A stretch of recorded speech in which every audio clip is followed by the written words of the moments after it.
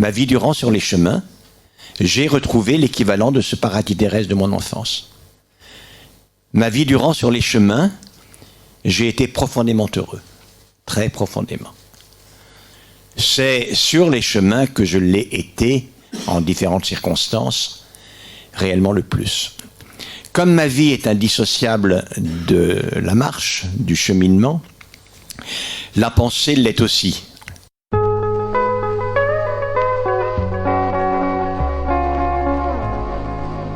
Rencontres d'ici et d'ailleurs.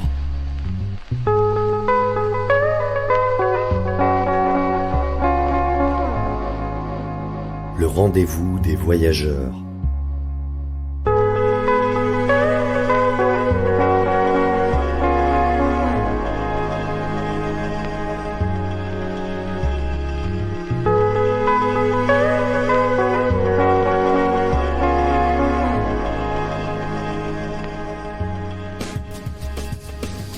Marcher en quête de sens était le thème d'une table ronde organisée lors du 5e Forum des Chemins, le rendez-vous des pèlerins et des amis de la Terre.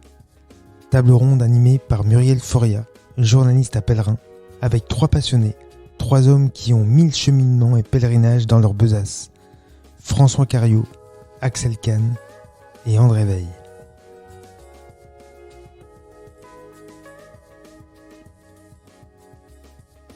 François Cariou, vous êtes né en 1940 à Bayeux, vous habitez le Val d'Oise, vous avez 3 enfants dont 2 sont prêtres. Vous avez commencé les longues marches à la retraite à 66 ans. D'abord le chemin de Compostelle pour répondre à un rêve, un désir qui vient de loin, puisque c'était la lecture de Priez pour nous à Compostelle qui vous avait amené sur ce chemin. Puis vous avez refait Compostelle par le chemin côtier espagnol. Et à 72 ans, vous êtes parti à pied de Notre-Dame de Paris jusqu'à Jérusalem et avez publié aux éditions Salvator Ma besace à prière à pied de Paris à Jérusalem. André Veil, vous êtes né à Grenoble en 1948. Vous avez été professeur de physique, de yoga, de ski. Vous êtes surtout un grand pèlerin. En 2005, vous avez marché de Drancy à Auschwitz en souvenir d'un oncle paternel de tradition juive qui a été victime d'une rafle et est mort à Auschwitz. Puis vous avez marché d'Auschwitz à Jérusalem en mémoire de l'Holocauste. Ensuite, vous avez enchaîné les marches au long cours, Compostelle, Cordoue, pèlerinage soufi. Et alors j'ai lu, vous êtes à votre 67e pèlerinage, c'est ça? Non, c'est pas 67, hein. Non, c'était un peu trop. Ah non, mais c'est beaucoup. Il y a 17 000 kilomètres. Il y a 17 000 kilomètres. 17 000 kilomètres. Axel Kahn, vous êtes né en 1944 au Petit Pressigny en Indre-et-Loire. Vous êtes scientifique, médecin, généticien. Vous avez été membre du Comité consultatif national d'éthique et vous êtes marcheur depuis l'enfance. En 2013 et 2014, vous avez parcouru la France en diagonale du nord-est au sud-ouest, puis de l'extrême ouest breton vers le sud-est, et avez fait le récit dans 2 ouvrages. Et vous avez publié dernièrement Chemin, voilà, chez Stock, qui raconte votre attachement à la marche et votre vie en marche. Voilà. Donc tous les 3 très différents, vous allez nous expliquer ce que vous cherchez, ce qui vous meut dans ces pèlerinages et marches au long cours. Quel sens elles donnent à votre vie. Donc François Cariou, à la retraite, vous partez pour Compostelle, 1 fois, 2 fois. Et là, ma question, c'est Notre-Dame de Paris jusqu'à Jérusalem. C'est un chemin très long, c'est 7 mois, non balisé. Vous aviez 72 ans. Vous auriez pu aller en avion en Israël et puis visiter là-bas tranquillement. Donc, qu'est-ce qui vous a poussé, qu'est-ce qui vous a motivé à partir? Alors, j'ai effectivement découvert la prière en marchant sur les chemins de Compostelle et j'ai aimé. Prier en marchant, c'était une révélation et j'ai eu besoin de continuer. Et puis, à la fin de mon 2e Compostelle, il y a des amis qui m'ont dit « Tu es déjà parti 2 fois sur les chemins de Saint-Jacques ». tu n'as qu'à partir à Jérusalem. J'ai éclaté de rire en disant oh fou, voilà. Et la boutade est restée dans ma tête. Et en 2 ans, j'ai décidé de partir à Jérusalem, donc à 72 ans, contre l'avis général de tout le monde. Et à un moment donné, j'ai dit, tu pars ou tu ne pars pas. Et puis il y a une petite voix là-haut qui m'a dit, pars, tu ne seras jamais seul. Et je n'ai jamais été seul. Et à partir de ce moment-là, j'ai arrêté toute préparation. Libérez d'une préparation. Libérez-vous quand vous partez en pèlerinage de préparer votre parcours. Donc j'ai été libéré de cette préparation et je suis parti à la grâce de Dieu. Sans préparer, sans rien préparer, quand je suis parti de Paris, je savais que je dormais à 3 endroits, c'est tout. Je n'ai jamais pris mon téléphone pour dire où dormirai-je demain soir. Voilà, l'abandon total. Oui, vous êtes parti à la grâce de Dieu. À la grâce de Dieu, dit, quand... totalement. D'accord. André Veil, vous êtes allé à Jérusalem aussi, à pied d'Auschwitz. Pour vous, cela revêtait un devoir de mémoire personnelle. Vous avez donc marché en mémoire d'un oncle de votre père qui a été déporté. Et puis, vous n'avez pas arrêté. Donc, Cordoue, pèlerinage soufi, Macontésé, Bosnie, Palestine... et même des marches jusqu'à Nice pour déposer une fleur en mémoire des victimes des attentats, des marches pour les migrants aussi. Donc, votre envie de transmettre une mémoire s'est transformée en un messager de paix. Vous vous sentez messager de paix. Quel est votre sens là dans toutes ces marches? Je suis d'abord parti de Drancy avant Auschwitz. Parce que mon grand-oncle a marché de Drancy à Auschwitz. Et c'est quand je suis arrivé là que j'ai vu ces 1,5 million de personnes qui sont parties en fumée, que j'ai eu le désir de manifester ce fait en prenant un petit caillou à Auschwitz et l'emmener au mur des lamentations. Donc je pense que la marche est toujours un symbole. Et on cherche à manifester ce qui n'est pas connu. Peut-être aujourd'hui à Montparnasse, il y a des gens qui manifestent pour faire reconnaître une indignité, une civilité, ce qu'ils estiment une injustice. Dans la marche pèlerine, on peut tout à fait voir la manifestation du divin, de l'invisible, rendre visible ce qui est invisible. Et donc le devoir de mémoire, c'est pour les générations qui viennent, qui ne connaissent pas éventuellement ce qui s'est passé il y a 60 ans, 70 ans, et qui, la marche manifeste ces événements-là. Et pour aujourd'hui, les marches pour les migrants, pour les attentats, c'est vous marchez avec quelle idée? Rencontrer les gens sur votre chemin? Quel message? Alors, les migrants, c'est un fait d'actualité. Il y a tous les problèmes par rapport à la communication, c'est quoi la réalité. Et donc marcher, c'est vivre avec les gens, les rencontrer. Et je pense que vous tous, les pèlerins, là, nous sommes tous touchés par le fait que nous représentons effectivement un message de paix. Après, c'est chacun personnellement. Le mot paix est extrêmement difficile à contenir et j'espère qu'il ne se définit pas parce qu'il n'a pas de limite, donc c'est un mot infini. Mais donner aux autres ce message que nous allons sur un lieu symbolique, un lieu de paix, c'est une des grandes joies du randonneur. Typiquement, toute la Turquie et toute la Syrie, qui étaient des pays rencontrent essentiellement des musulmans, les gens étaient très fiers que j'aille, en tant que représentant d'une mémoire juive, que j'aille à Jérusalem. Il n'y a pas de guerre, donc il n'y a pas de guerre, ça veut dire c'est la paix, oui. Merci André. Axel Kahn, vous avez toujours marché depuis tout petit. Depuis tout petit, ce qui vous guide, c'est l'émerveillement, l'amour de la nature, la liberté, la beauté. revenir à cette liberté d'enfance et puis aussi l'esprit en marche. Vous dites « La pensée en ébullition dans mon crâne de cheminot a accouché de certaines de mes intuitions les plus fécondes ». Alors racontez-nous ce cheminement de l'émerveillement à la pensée féconde.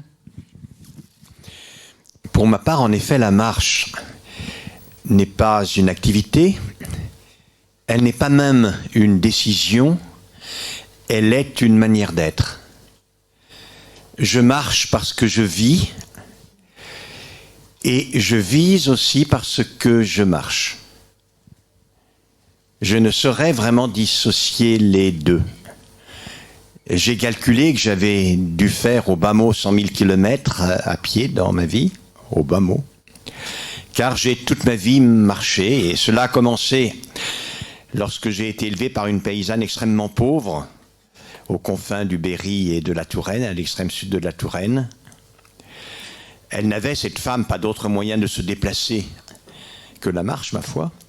Et quand elle se rendait à des invitations dans les villages aux alentours, elle y allait en marchant.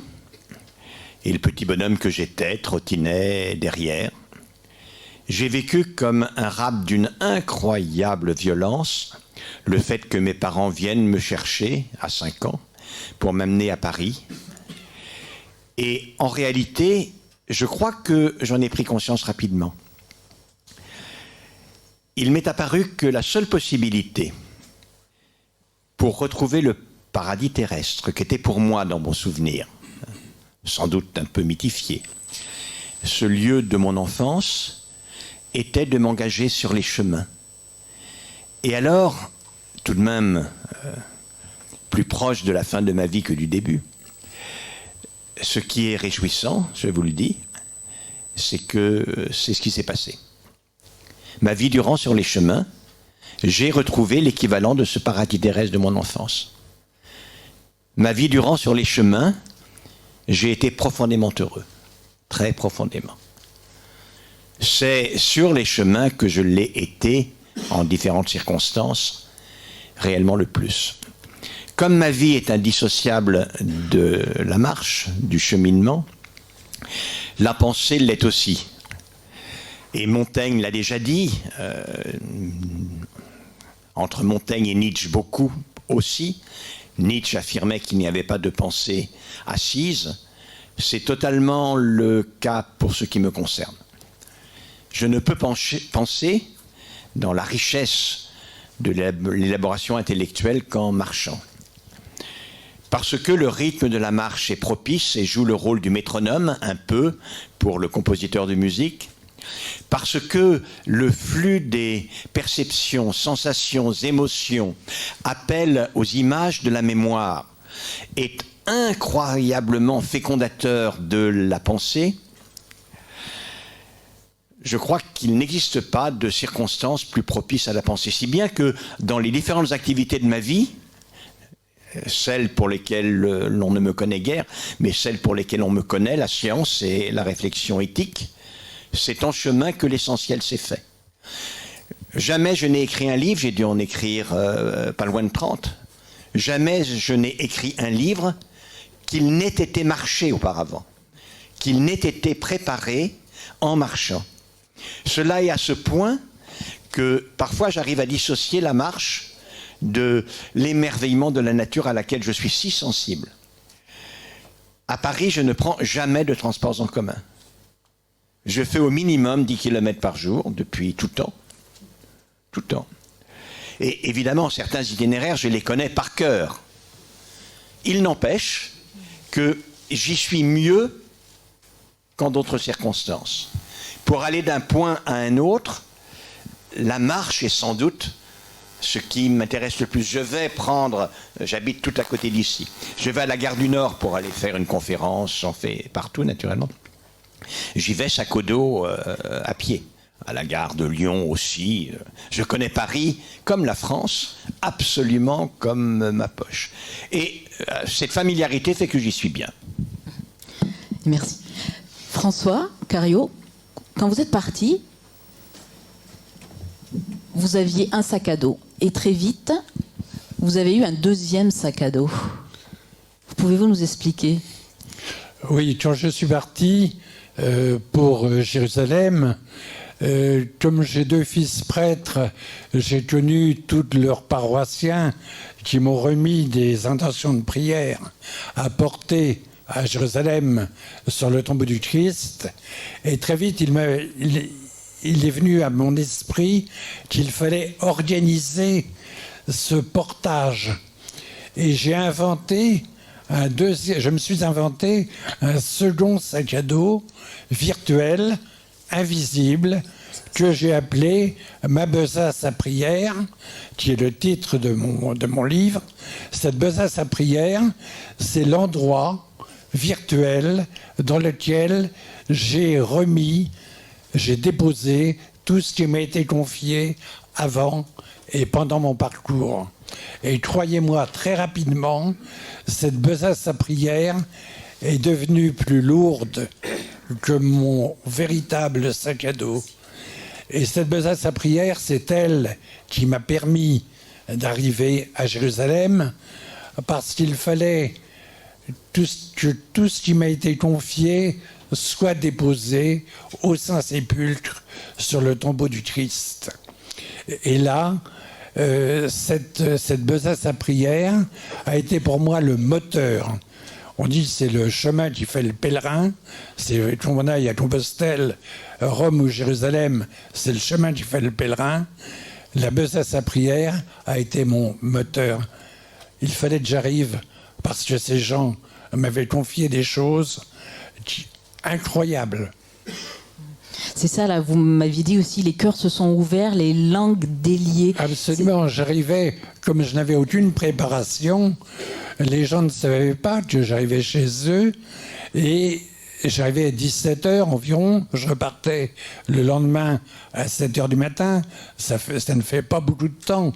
Le contact a toujours été extrêmement facile, et très rapidement, les cœurs se sont ouverts et les langues se sont déliées. J'ai reçu des intentions extrêmement lourdes. Tous les cancers, tous les maladies, les problèmes sentimentaux, les avortements. J'ai porté tout ça. Ça a été quelque chose d'extraordinaire. Et ces gens m'ont confié des choses incroyables. Je ne pensais pas, je ne suis pas prêtre. C'était presque des confessions. Des religieux, des religieuses m'ont confié des choses étonnantes. Je les ai portées et ils m'ont fait confiance. C'était quelque chose pour moi de sensationnel et très émouvant. Oui, le chemin ouvre les cœurs et le pèlerin ouvre les cœurs des gens qui sont sur les chemins. J'ai été un trait d'union entre un passeur d'âme, entre ces gens qui, 5 minutes avant que j'arrive, ne savaient pas qu'ils recevraient un pèlerin qui allait à Jérusalem. Alors, je n'étais pas un randonneur, j'étais un pèlerin. J'étais pas un marcheur, j'étais un pèlerin. Merci. Voilà. Merci François. Vous, André, vous étiez pèlerin aussi. Vous vous êtes senti porteur de messages. On vous a confié aussi des choses sur le chemin et les gens se sont ouverts à vous. Et je sais que j'ai lu dans une belle rencontre avec Carmen. Il y en a peut-être d'autres. Est-ce que vous pouvez nous parler de ces rencontres-là ? Oui, tout à l'heure, j'ai évoqué la traversée de la Syrie, de la Turquie. C'est très émouvant de voir les gens qui n'auront jamais de passeport, qui n'auront jamais 1000 € dans une cagnotte, et pour qui on représente le rêve qui est d'aller à Jérusalem. Et donc, ils nous confient des prières. Ça, c'est très classique. Mon premier chemin était Compostelle, ça m'a pris le 3e jour, quoi. J'étais encore en Isère et déjà j'ai reçu des messages de gens qui avaient des maladies, etc. Carmen, Carmen, elle fait partie de ces gens qui partent sur le chemin et qui ne savent pas marcher. Donc c'est un très bon message que j'ai à vous donner. N'attendez pas de savoir marcher pour partir. Voilà, ça c'est fondamental, sans ça on ne part jamais. Donc Carmen, elle est partie de Paris, elle a fait le chemin, et sur le chemin d'Assise, il y a une difficulté importante qui est celle de la montagne. C'est vrai que pour moi, grenoblois, traverser les Alpes ou la Ligurie, c'est un chemin, il n'y a rien de particulier. Mais vivre 8 jours entre 1000 et 1500 mètres, comme en Ligurie, c'est un défi. Et en fait, Carmen, elle a commencé au niveau de la Ligurie à Campo Ligure, et puis elle s'est retrouvée de l'autre côté à Gênes, et elle a fait du stop, et elle n'a pas pu faire ce chemin. Elle a continué, mais en manquant une partie. Et elle avait entendu parler de moi sur le chemin, ça c'est Radio Camino. Elle savait qu'il y avait un bonhomme qui s'appelle André, qui était derrière. Et elle voulait tellement arriver assise que du coup elle m'a attendu. Et ce jour-là, je m'étais perdu, c'était en Toscane, c'était pas au milieu d'un désert, c'était dans un endroit très simple. Et j'ai été pris d'un coup de blues et il y a eu un orage et tout ça. Et donc j'étais moi-même perdu, non pas sur le chemin, mais par rapport à moi. Et quand j'arrive à la paroisse de Buen Convento, je frappe, et il y a quelqu'un qui m'ouvre et qui me dit « C'est vous, André ?» Voilà. Donc voilà ma rencontre avec Carmen. Puis il restait 8 jours jusqu'à Assise. Et en quelques jours, simplement d'être ensemble, elle a appris à marcher et puis maintenant elle continue, elle n'a plus besoin de moi. Mais c'est cette transmission auquel vous faites référence et cette simplicité. Par exemple, une des premières choses que je lui ai appris, c'est que le matin à 6h, il tombait des cordes. Et elle voulait partir parce qu'il y a 30 km à faire. Donc je lui ai appris à ne pas partir, c'est pas la peine. On a attendu 9h du matin et on est arrivé sec au village suivant. Voilà. Merci. Les rencontres, Axel Kahn. Je ne sais pas si elle est là, Ah oui. Carmen. Carmel. Non, apparemment. Non, elle n'est pas là. Toujours dans les rencontres. Axel Kahn, vous avez décidé de partir à la rencontre de vos contemporains, puisque vous avez fait la France en diagonale à 2 reprises. Pourquoi ? Vous vouliez... À dire vrai, cela s'est imposé, cela n'était pas le but. Lorsque, après cette vie de marche, et ayant terminé mon mandat de président de l'Université Paris-Descartes, j'ai décidé de ne rien faire de ce que font habituellement les anciens présidents d'université, personne n'ayant eu ma carrière, pour me transformer en vagabond cheminot. C'était un vœu ancien de mettre mes pas dans ceux de Jacques Lacarrière. Et comme lui, d'aller en l'occurrence du nord-est au sud-ouest. Et je voulais avoir ce dialogue intense avec ce jeu qui en est un autre. La référence à Rimbaud s'impose. Je suis parti des Ardennes, de la frontière belge, car on a rarement l'occasion de deviser si longuement avec ce jeu qui en est un autre, d'enrichir beaucoup de réflexions, notamment la signification de l'injonction paternelle lorsqu'il s'est donné la mort, soit raisonnable et humain. Je voulais faire le point de cette question qui a habité, qui a traversé ma vie, qui a été le fil d'Ariane, en réalité, de mon existence. Et puis, dès j'y vais, dès les Ardennes, je me suis trouvé dans une France passant par les anciens bassins industriels qui avaient valu une certaine prospérité aux femmes et aux hommes, ou du moins, sinon prospérité, possibilité de vivre, je me suis trouvé dans une France tellement éprouvée, tellement sinistrée, des gens tellement ancrés dans la certitude que seul le malheur ne se profilait à l'avenir, que le pire était une totale certitude, d'ailleurs confirmée par leur appréhension du présent, que je me suis rendu compte que je ne pouvais pas détourner de cette réalité un regard gêné pour ne regarder que les beautés de nature. Et dès ce moment-là, Je suis devenu André et Julien du Tour de France par 2 enfants et j'ai décrit ma France. Mes contemporains, mes contemporaines, ce qu'ils vivaient, la manière dont ils réagissaient, ce qu'étaient les situations. Et d'ailleurs, c'est André qui a fait allusion aux manifestations du jour. Et d'ailleurs, dès mai 2013, j'ai indiqué que des populations entières de la France avaient fait sécession d'avec une approche gestionnaire raisonnable et que ces populations étaient totalement certaines du pire et donc prêtaient l'oreille à ceux qui leur proposaient pour l'essentiel comme avenir le retour au passé, qui était le moteur. Non, ça marche plus. Je vais prendre le vôtre. Allô? Ouais, ça, le mien marche. Il est rouge. Voilà, et j'en ai été tellement épouvanté que j'avais été en parler au président de la République réellement de l'époque. Et bien évidemment, c'est un phénomène qui est directement lié au territoire d'où sont partis, au départ en tout cas, le mouvement des Gilets jaunes. Mais voyez-vous, c'est une nécessité, presque un devoir. Le terme de devoir est important. On considère que l'on a le devoir de. Et sentant cela, l'analysant, il m'est apparu que j'avais le devoir de l'examiner, de le comprendre, de le dire, éventuellement de proposer des solutions.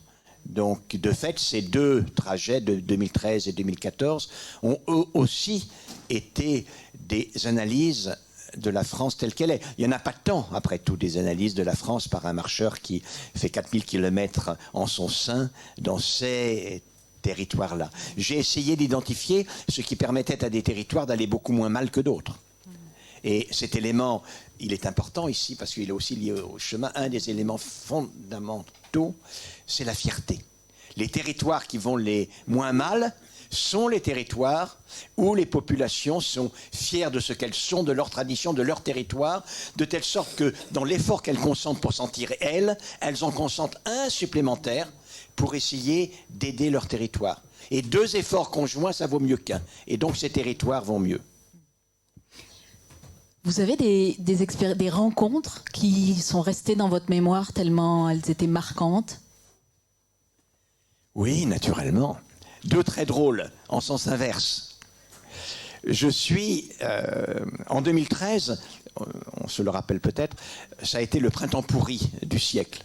C'est-à-dire que entre mon départ le 8 mai et le 3 ou 4 juin, il a plu matin, midi et soir, sans interruption. J'arrivais, j'étais évidemment trempé. Ce n'est pas possible de partir à 9h. De toute façon, il pleuvait toute la journée. Orage de grêle, la France inondée. J'étais obligé de passer par des petites routes parce que les chemins, de toute façon, c'est des rivières. Pratiquement, c'était absolument horrible. Et un jour comme cela, dans la Meuse, juste à l'entrée de la Meuse, venant de la Marne, je marche depuis 20 kilomètres. Et j'ai faim, il est 12h30. Je ne me suis pas arrêté parce que, évidemment, quand il pleut, ça ne vaut pas le coup de s'arrêter. Si vous allez sous l'arbre, il pleut aussi, parce que vu qu'il pleut depuis des semaines et des semaines, il pleut, et puis en plus vous avez froid. Donc quand il pleut, vous marchez sans vous arrêter. Et je commence à avoir la dalle. On m'a dit, quand j'ai raconté un peu cela, j'ai raconté que ma seule possibilité de me nourrir à midi, j'étais encore dans des endroits un peu civilisés, de m'arrêter dans les abribus, à tout vent. Et donc, dans les abribus, je mangeais mon sandwich. Et quelqu'un sur les réseaux sociaux m'a dit « Mais écoutez, monsieur Kahn, vous auriez dû frapper. » Mais je ne voulais pas gêner les gens. Et ce jour-là, j'arrive à la Maison du Roi, juste à la frontière de la Marne et de la Meuse. Et je vois un monsieur qui est occupé à décharger devant sa maison sa voiture. Alors j'ai dit, bon, je vais lui demander quand même, il est 12h30, 1h moins le quart, j'ai vraiment la dalle. je m'approche avec un grand sourire. Oui, parce que c'est pas le professeur Kahn est honorablement connu qu'on voit. C'est une espèce de sexagénaire totalement illuminé, avec sa grande cape rouge, dégoulinant. Il a pas l'esprit à lui, cet homme-là, pour ne pas être tranquillement chez lui dans un fauteuil par ce temps-là. Donc je m'approche avec un grand sourire. Bonjour monsieur. Bonjour. Bonjour monsieur. Comment allez-vous? Bien, et vous?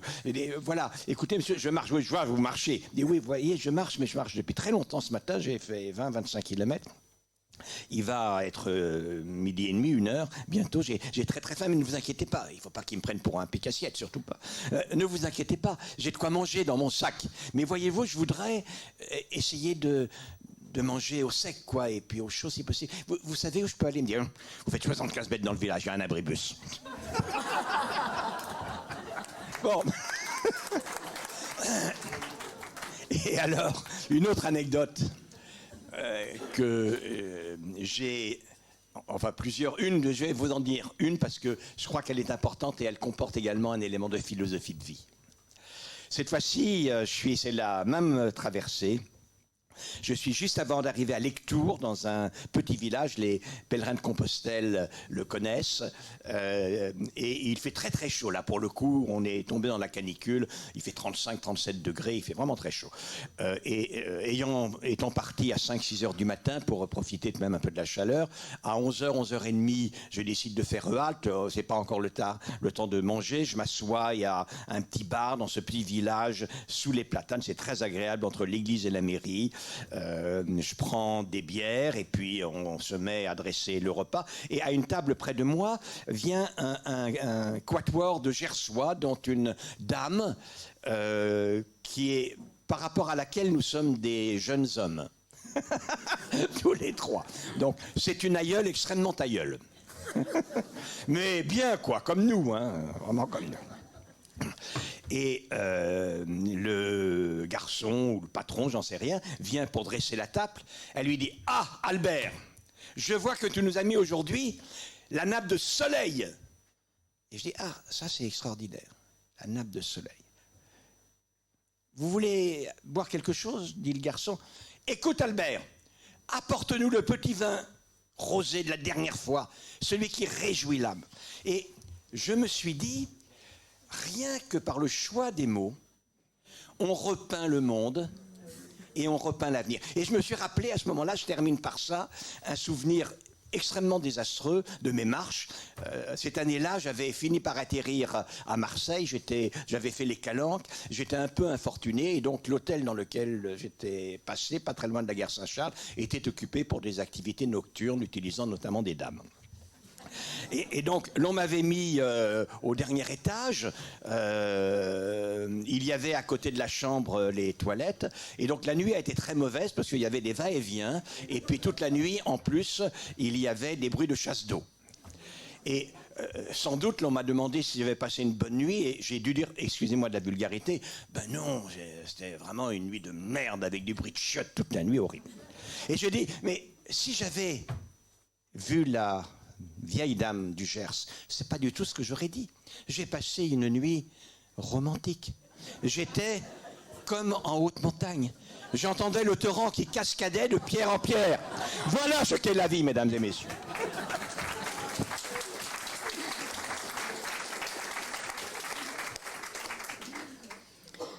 François, Oui.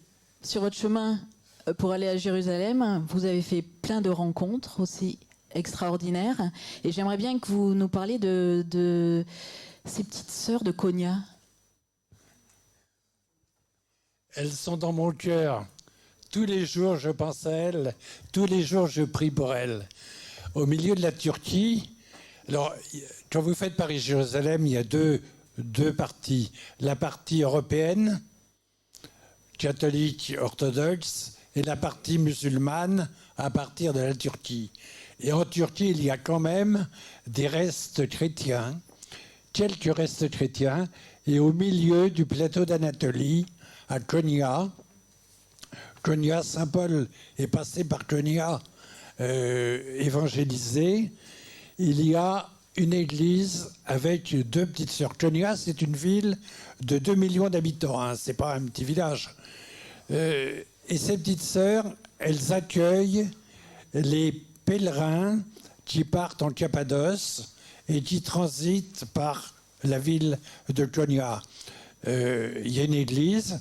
Si les groupes ont un prêtre, les prêtres peuvent célébrer l'office. Et ces sœurs, elles sont toutes seules chrétiennes, au milieu de la grande ville. Elles font du bénévolat. Elles accueillent les rares touristes. Et elles m'ont accueilli pendant 3 jours. Super contente de voir quelqu'un qui passait, les voir. Et elles m'ont demandé, comme tous les religieux que j'ai rencontrés en Turquie et en monde musulman, de témoigner, et c'est pour ça que j'ai écrit ce livre, de témoigner de l'accueil que j'avais reçu en monde musulman. Et mes prédécesseurs qui ont fait le même parcours avaient tendance à ne plus dire qu'ils allaient à Jérusalem, parce que les musulmans n'aiment pas tellement Israël. J'ai adopté l'attitude exactement contraire, et dès que j'étais dans un village, j'avais 5 ou 6 bons hommes autour de moi qui ne parlaient pas un mot d'anglais, pas un mot de français, et je pointais mon doigt sur eux. Il y a des mots qui sont universels: musulmane, muslim. Musulmane, muslim, ils faisaient oui, et je faisais signe de marcher, et je disais hajj. Hajj, le hajj, c'est le pèlerinage en arabe, pour les arabes. La Mecque se dit aussi la Mecque, et donc il disait oui. Et je disais, moi, nos musulmanes chrétiens. Et je faisais signe de marcher, et je disais Jérusalem.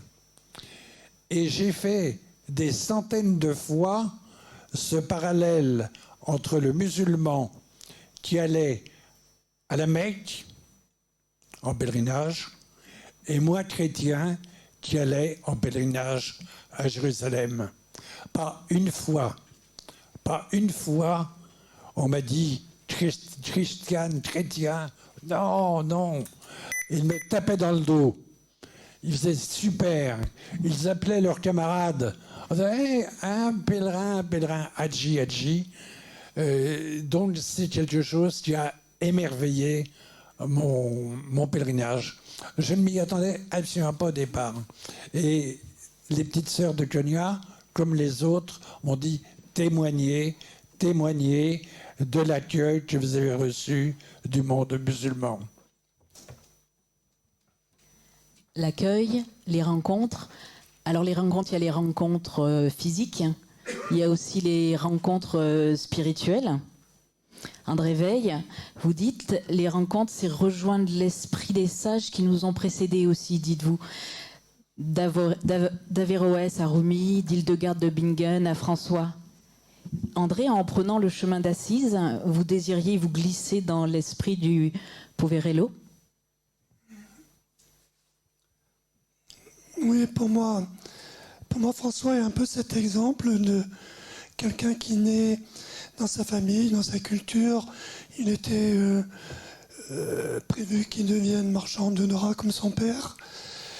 Et puis, il a reçu l'insatisfaction de ça, que c'est comme nous tous, comme Tanguy, on doit honorer nos parents, mais si on reste dépendant d'eux, on ne grandit pas. Donc un jour, on sort de la sphère familiale et on rentre dans une sphère institutionnelle. Et là, François, il est allé dans un respect total de sa religion initiale, de sa tradition, mais il est allé beaucoup plus loin. Par exemple, la rencontre à Damiette avec le sultan.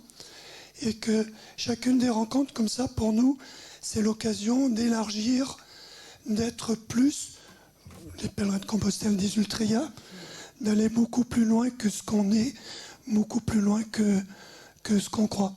Et donc pour moi, François, c'est vraiment cet exemple de quelqu'un qui a été radical dans ce désir de ne pas rester enfermé dans ses propres limites culturelles, religieuses, nationales, et d'aller beaucoup plus loin. Vous dites, André Veil, que le marcheur est un transfiguré. Je crois que Axel l'a dit tout à l'heure, quoi. Le cadeau de la marche pour soi-même, c'est la transformation. Il faut marcher quelques semaines pour sentir ça. C'est très bien d'aller à Compostelle par étapes de 10 ou 15 jours, mais à mon avis, il manque quelque chose.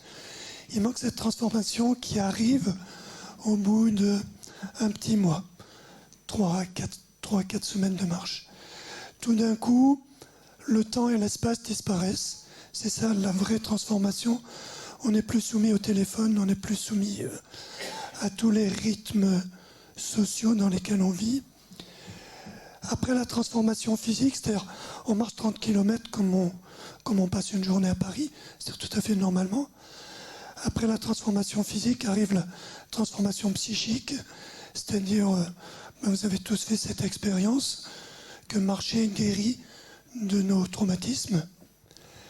Et puis la troisième, si on peut mettre un mot, c'est la transformation spirituelle, c'est-à-dire les acquis, les visions qu'on peut avoir de la transcendance, de ce qui nous dépasse, s'évanouissent pour réellement le vivre.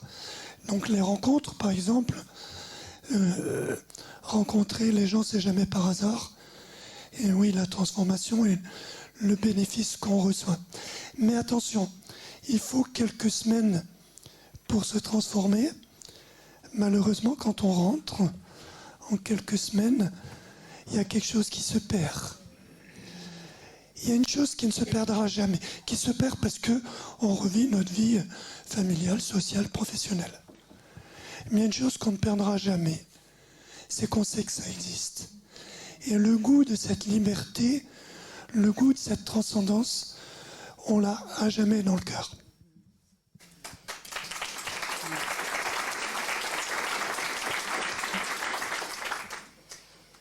En effet, je vais finir en vous citant encore, parce que je trouve vos phrases tellement belles.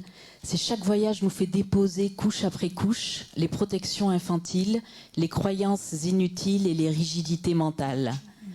Chaque voyage nous évade de nos prisons, de nos habitudes, éclaire nos regards d'un soleil nouveau. En effet, chaque chemin offre une nouvelle manière d'habiter la vie et nous ouvre à une vie plus large.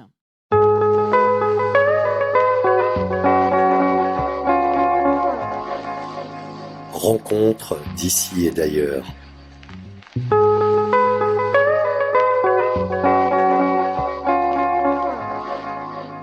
Le rendez-vous des voyageurs.